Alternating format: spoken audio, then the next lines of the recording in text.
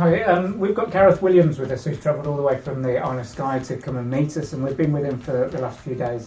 Now, Gareth's written this fabulous trilogy that we're going to talk about for a bit. So I've got a few questions that I'm going to ask Gareth so that you guys can meet him. But if you're at the Newark Book Festival this week, you can come and meet him in person.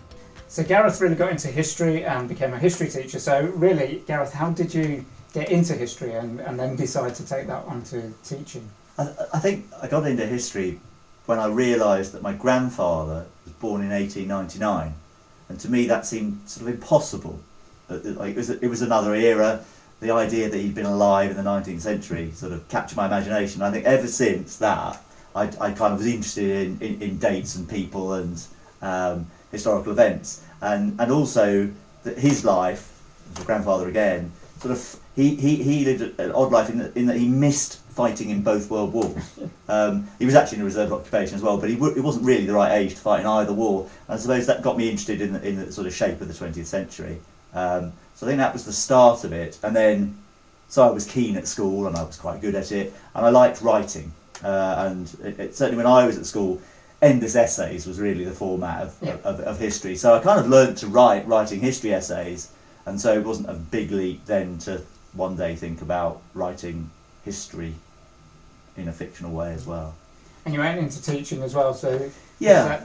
Was that just a natural flow? Or not really. So I didn't actually set out to be a teacher. I kind of ended up as a teacher by accident. So I went for the big buck. So I was at uni, and in those days the milk round happened and companies came to your university and interviewed you if you were lucky, and they did for me. And I actually had about, I blush to say, 5 job offers, and I took the one that offered me the most money. I'm a bit embarrassed. So I went to work for a bank, which I won't name, and it didn't suit me. And then I spent a short time as a headhunter in the city, because another friend of mine was doing that, and that definitely didn't suit me. When you have someone ring you up in tears saying this wasn't what I thought I was getting as a job, I felt far too guilty. So I sat myself down and said, what would I actually like out of a job? And it was still to be engaging with sort of academic material, and I loved history. So I decided, well, I think you better go and teach history, and that turned into a proper career. So magic table has appeared because Rachel thought there was an empty space here, so it's a perfect opportunity for me to put down these books so I can talk directly with Gareth. Now, your first book, Needing Napoleon, is about Richard Davey, who is obsessed with Napoleon. So how did you come about wanting to write this book? So I've been a little bit obsessed by Napoleon for a long time, since my same grandfather actually gave me a book about the Battle of Waterloo when I was a small child, which had like a map on every page about a different hour of the battle.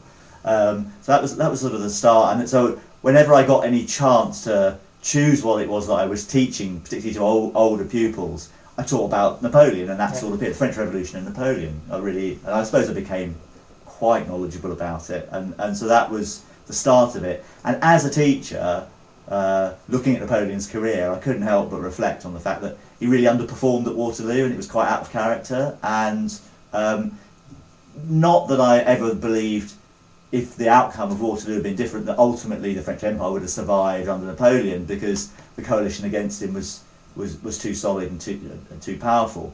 But certainly the 100 days could have been 300 days or 600 days, and what ifs are a tempting game to play, a game I like playing. So I started wondering, what if the outcome of, or what would a history teacher want to do?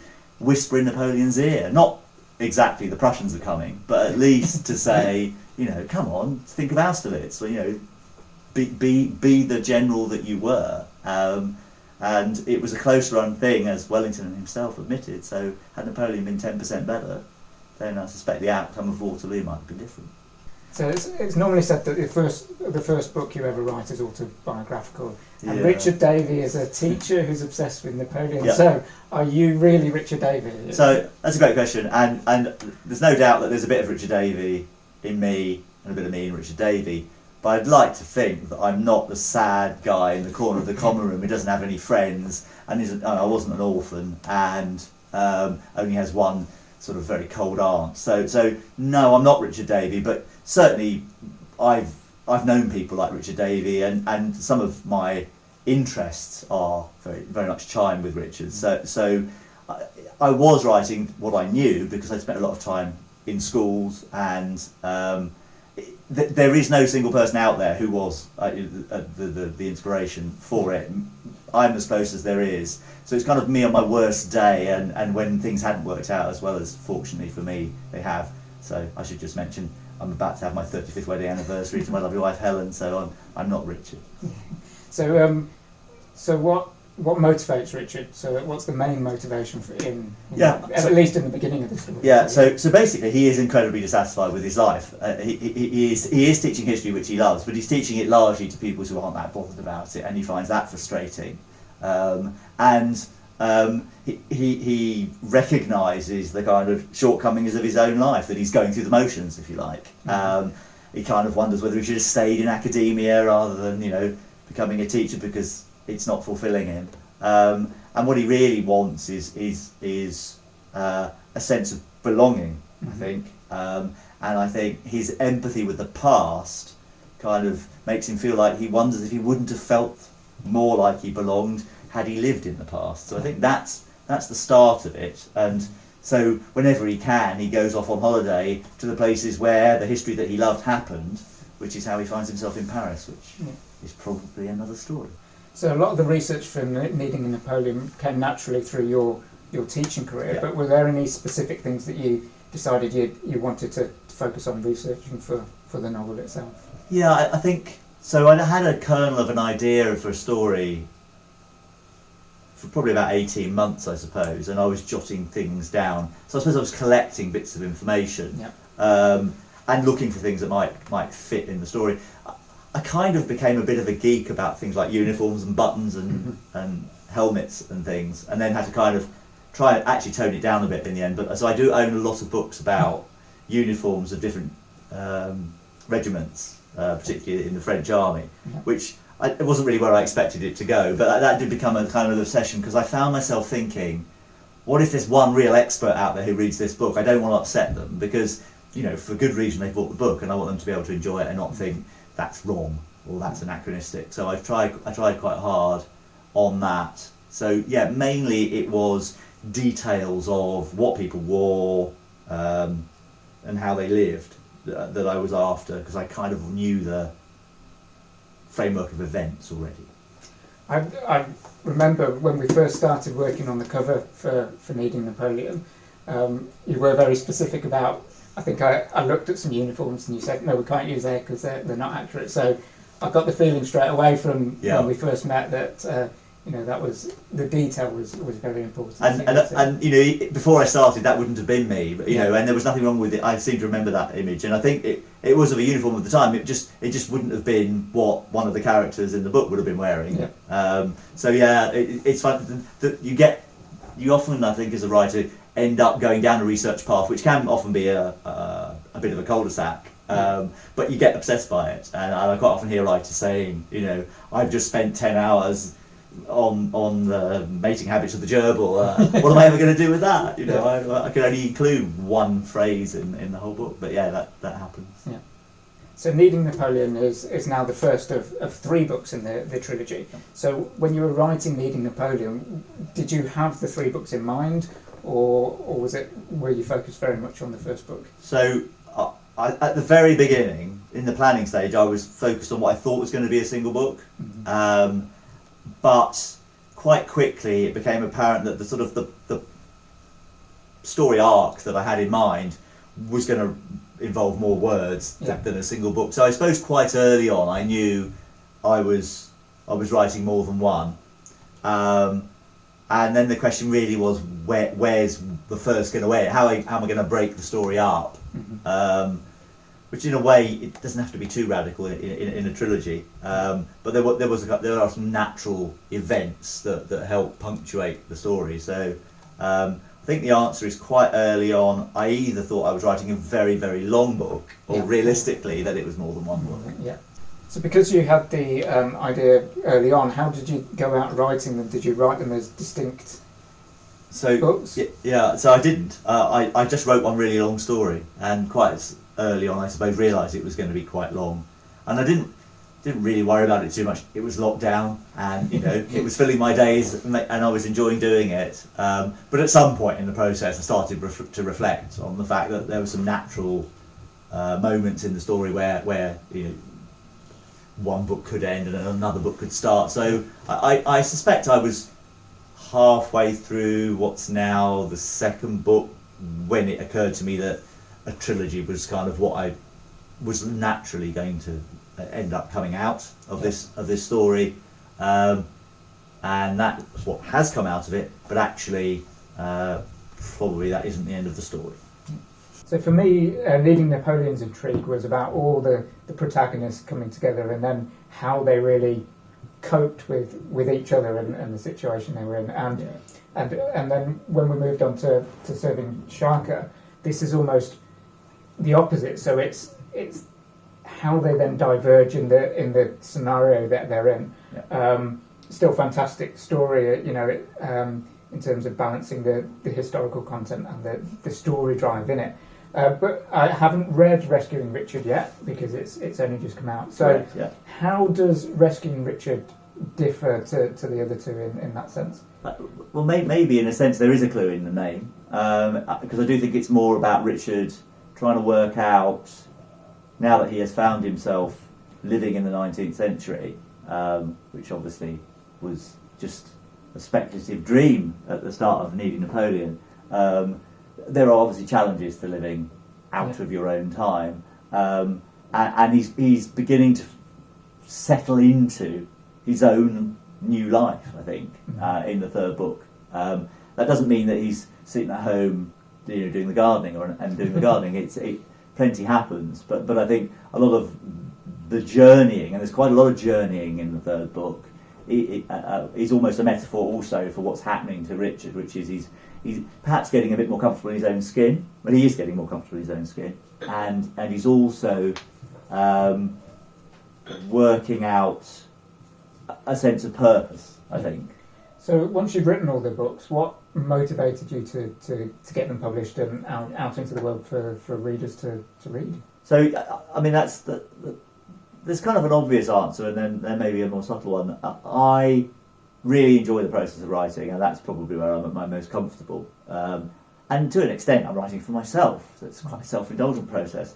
But I am also thinking about how a reader might receive what I'm writing. And once you start thinking like that, then there is obviously a drive to get the book in front of people who can read it and you hope enjoy it, and not necessarily see it exactly the same way as I do, but there is a lovely sense sometimes when you get a bit of feedback and you think, they get it the way I was thinking about it. And that sense of it, it's about connection. Writing's a very lonely business. You sit at your desk and you're on your own. So I think one of the ways writers connect with the world is hopefully through people reading their books and getting that feedback. So I suppose I was keen that happened, and I'd been a sort of, I suppose, a lifelong ambition. I'd always tried writing throughout my life and realised that I never really had the time to do it well, and therefore it was forlorn. Hence early retirement. So you've been taking in the sights and sounds of Newark-on-Trent and been involved in the book festival. So what are your thoughts on Newark in general? Well, it's very nice of you to organise such fantastic weather, so it's been lovely. Particularly hot today. So I've had a good wander around the castle and the river and the Queen's Sconce and the parks, and a lot of engaging buildings. I was just today. I was walking past the castle and I noticed this. What has obviously been a restaurant and is now currently vacant, and I noticed that it was a perfect copy of a 17th century hostelry that was put up as a temperance establishment by someone in the late 19th century. You don't see that every day. And lovely wandering around and seeing these Civil War sites like the Governor's House and so on. So yeah, I found it quite a thrill. I'd never been to Newark before. And I'll be honest, I was so surprised how small it is because it's really famous. So I thoroughly recommend anybody who's in the area should definitely come and have a look at Newark, because if you love history, there's just so much to see. So having written and published 3 books, what advice would you give new authors that are looking to go into the publishing journey? Yeah, so I think I've got a few things. The first thing I'd say is don't rush it. A good book takes time, and be prepared to put it out to people and listen to their feedback, and be prepared to restructure things. I spent a lot of my sort of 30s and 40s writing books that still sit in a drawer that should stay there, because there wasn't enough. I think plan before you write, know where you're going.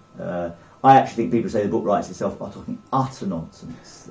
If that's the case, they shouldn't be allowed to publish. I think if you've got a story arc, that's true, that the story fills in that arc, or almost as if it has a life of its own. But so have a plan, take time, be prepared to receive criticism. I think they're all important things. And then to be a little bit pessimistic, don't expect to be the next J.K. Rowling and be able to retire to your yacht in South France, because the reality for 90% of all writers is that effectively it's a hobby, and you'd be very lucky to make your money back. But if you enjoy the process, then absolutely go for it. There's nothing more rewarding than completing a story and having people tell you that they've enjoyed it.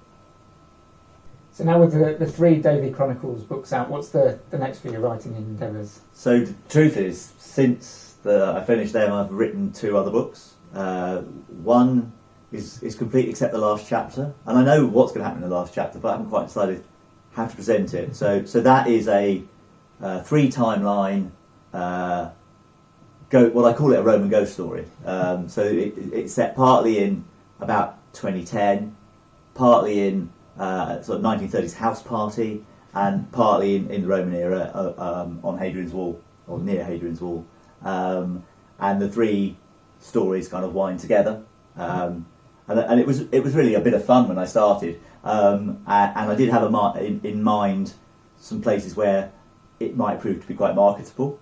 But I really enjoyed writing it, and it was inspired by the fact that I volunteered on a dig on near Hadrian's Wall at a place called Vindolanda, and they found the body of a murdered child in about 2008, 2010, something like that. And that started the juices sort of flowing. So I wrote that really as a stopgap between the first and second drafts of a big work that I've been doing for the last couple of years, which is a book about an adventurer who was born in the fairly late 18th century in Maryland in the United States, and who, amongst other things, became an ambassador for an Indian tribe to King George III. And declared war on Spain. So quite a character. His name was William Augustus Bowles, and so that's been my sort of obsession for the last two and a half years, I guess now. And I'm nearing the end of what I like to think might be the final edit. Then I've got to decide what to do with 150,000 word book. Fabulous. And these, Needing Napoleon, Serving Shaka and Rescuing Richard are available on Amazon. Yes, they are. They're also available as ebooks. Yes, they are. So if you're interested in coming and getting a copy, then you can purchase online. Alternatively, you can come down to the Newark Book Festival, meet Gareth himself, and come and purchase a copy and get it signed by himself as Absolutely. well. So, thank you for watching, and Rachel and I would like to thank you for joining us for the last few days and joining us here to have this interview. It's been fabulous spending time and learning about the books and learning about you as well. So. Well, thank you for inviting me. Thank you for giving me such lovely hospitality, and thank you for the great weather and giving me a chance to see Newark. It's been great. Fabulous. Thank you.